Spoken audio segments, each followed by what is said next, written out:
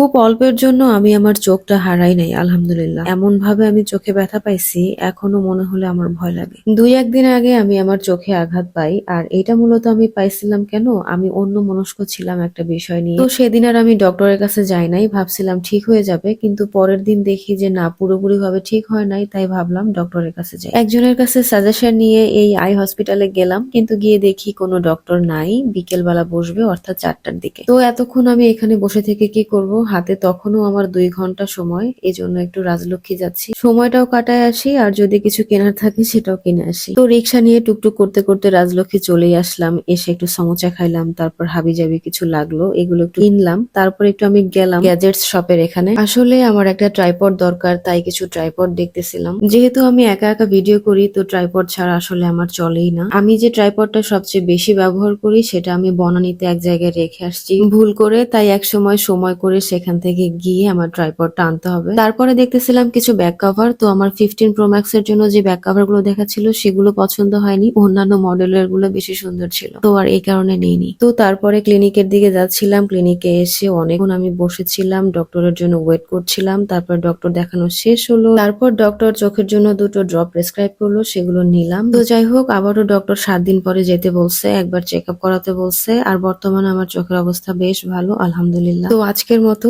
By.